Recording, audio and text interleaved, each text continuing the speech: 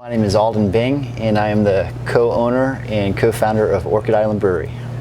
So I grew up here in Vero Beach. I'm a Vero Beach native, and since I can remember, I have grown up adjacent to citrus groves. One of my favorite things growing up was climbing trees.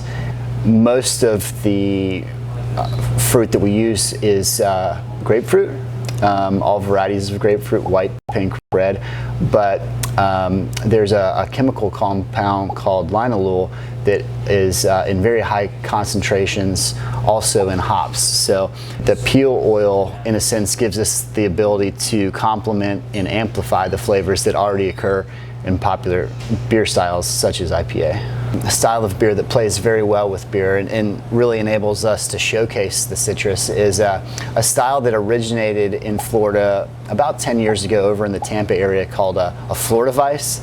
And a Florida Weiss is an evolution of a much older style of beer that comes from Berlin, Germany, called a Berliner Weiss.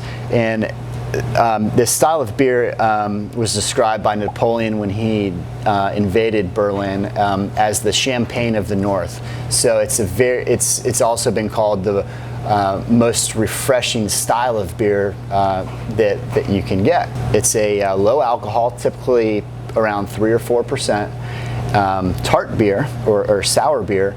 And then what we do is to balance out that tart flavor is we'll add back citrus and the sugar and the sweetness from the fruit to balance that beer out. If you can think of the perfect refreshing beach beer, that's what this is. The beer that we've invested the most time and passion into is Star Ruby, which is our grapefruit double IPA. It has become, I think, what Orchid Island Brewery has become most synonymous with.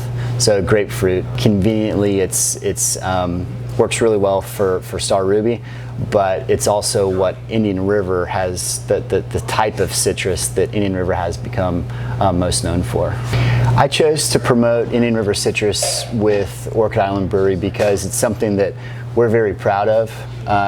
Even though that my family doesn't come from a long heritage of Indian River citrus industry or business, being in close proximity to it and having consumed it and learned about it from the time I was a little kid, I've always taken ownership in a sense to it. I think the last time we took account, we sourced fruit from about 20 different citrus families. I think it's fair to say that most of our citrus at the moment comes from shack groves. We use their grapefruit, their ruby red grapefruit, for Star Ruby. One of our next projects is harvesting grapefruit blossoms from some of the abandoned groves, because we don't like to take the flowers from trees that are otherwise going to produce fruit. But there are several abandoned groves where we're going to be harvesting blossoms from, and we're gonna treat a whole batch, 6-barrel batch of Star Ruby with it.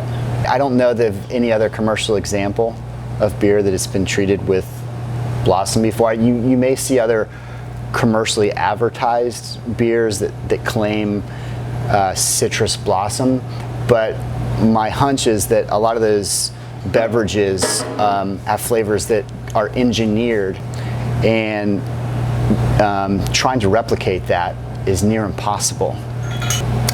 The brewery has given us an artistic outlet to express ourselves individually, but it has also given us an avenue to help preserve the agricultural legacy of the area, and it gives us a deep sense of pride to be able to do that, because in a day and age where you can order something online and have it shipped to you the next day from halfway around the world,